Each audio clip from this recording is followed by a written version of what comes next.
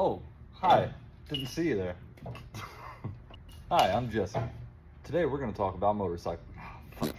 This sucks. Today we're going to talk about motorcycle chains, sprockets, what they do, why they're important, and how you maintain them. I guess one of the first steps to understanding this is understanding what it does. So, a chain sends power from your transmission to your rear wheel via the front sprocket, which is under here, and the rear sprocket, which is right here, all connected by your chain. Having a nice clean chain is crucial for not only appearance, but also for longevity and for less power loss. More dirt, more debris equals more ugly, less life, and you're also just robbing yourself of valuable horsepower.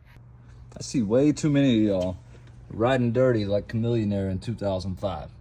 It don't make no sense because it only takes 5 minutes to clean that. Step 1, start your motorcycle.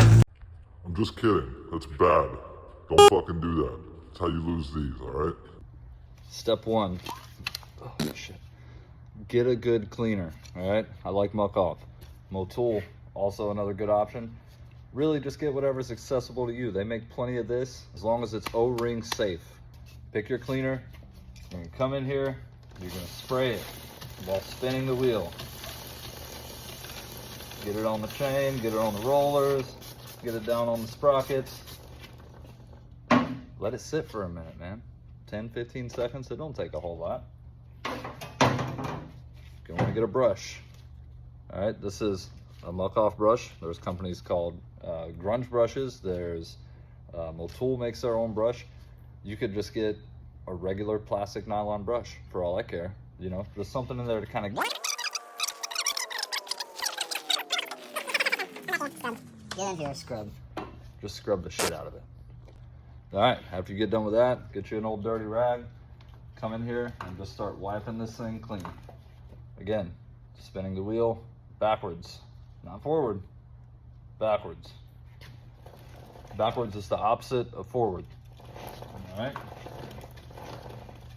Get in.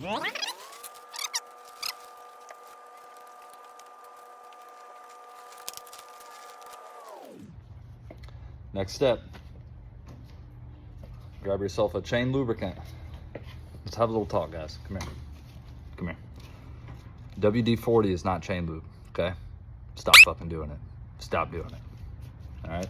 Listen, I like to party too, okay? But that ain't the way to party. Get yourself a good chain lube. Again, I like muck off. Plenty of options out there. Maxima, Motul, they have chain wax, chain paste. There's all kinds of stuff, man. I like this one. All right, next step. Some people will tell you, spray it here. Some people will tell you, spray it here. If I'm being truthful with you, I don't think it really matters. You know, as long as you get it in there on the rollers and then get a little bit on these face plates so that they don't rust up, I think you're gonna be just fine. You do it however you wanna do it. But after that, you should be left with something similar to that.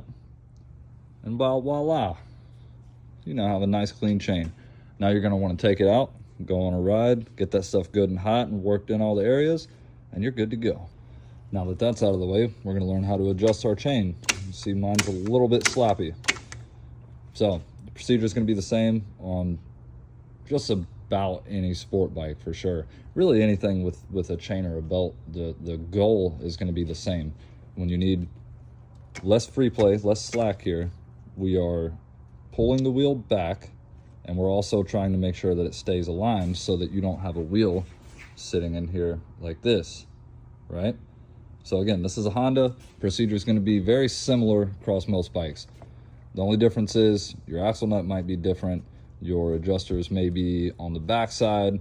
They might be in here like mine, you know, but again, the end goal is the same. We're trying to scoot the wheel back and we're trying to keep it aligned. All right, first step, we need to get this axle nut loose.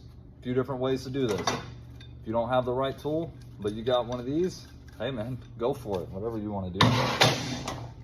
If you got a breaker bar and the correct socket, mine uses a 32, you can use that. Or, you know me, I like to party. Bam, just like so. That'll be the first step. You don't have to pull the nut all the way off. You just need it to be loose, okay? Next step, my particular bike, we have what are called jam nuts right here. These lock that adjuster in place. First step is to loosen those, just like that. Same thing on the other side.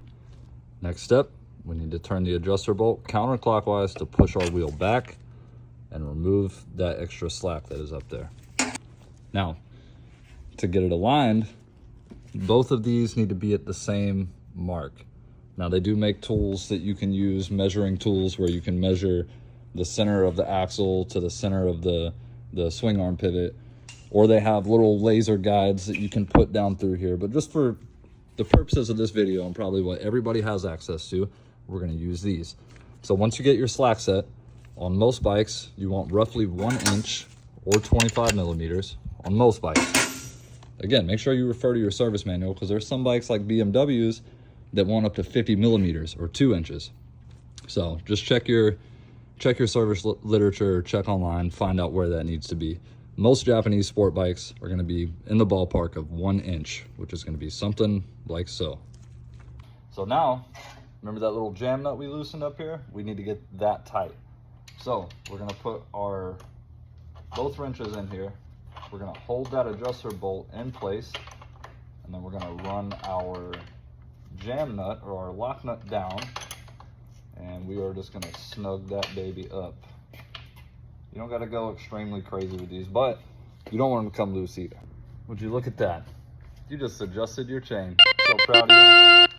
All right, last step we gotta do here is we have to get our axle nut tightened. All right, so again, if this is all you got, hey man, use what you got, that's fine. If you got a breaker bar, be careful. You know, you don't have to, you know what I mean? You don't gotta go crazy. Ideally, you wanna use a torque wrench, find out what it gets set to, and torque it appropriately. A lot of Japanese sport bikes, it's gonna be anywhere between 80 and 120 foot-pounds. Again, double check your literature. Me, I like to party, and this is my bike, so it is what it is. Good to go. That freaking sunset out there, isn't that beautiful? Heck yeah, dude. Now, maybe you just did that, and your chain still looks like this. If that's the case, what you'll want to do is open up Amazon, put your year, make, and model, and chain and sprockets, and then you're just going to scroll through and find the cheapest one. Add that to the cart, hit send, and you're good to go. I'm just kidding. Don't do that either, all right? That's a bad choice. Go to your local shop, talk to the guys there, or message me or message somebody. Get some quality stuff, man. My personal favorite is going to be EK chains paired with Vortex sprockets. That's just me. If you're looking for a good budget-friendly option, JT makes excellent products. You can get a 520 Z-ring chain, steel sprockets from these guys for usually about 150 bucks, which is pretty cheap for the quality that they are. Again, I think EK is a little bit better. Personally, I like Vortex sprockets the most, but get something of quality. Even RK, Regina, DID, I mean, there's tons of good quality options. Stay off that Amazon shit, all right? It's gonna break. It's gonna freaking break, and it's gonna put a big old hole right there, okay? And you can't fix that. Or it's gonna take your leg off or something, you know. Either way, it causes damage. So just make sure you get good quality stuff. That way you only gotta do it once. And then take care of it. Clean it, lube it, every 500 miles. Takes 5 minutes, all right? Do it. Another thing to note, if you're gonna be doing this job yourself, you're gonna have a master link that is gonna require some tools to press it together and then flare those ends out so that this link doesn't separate. You're gonna need one of these tools. They run about 100, 120 bucks for these. There are some cheaper options. Those are just the ones I have. This is why. You're gonna need to flare that rivet out, again, so that this link doesn't come apart.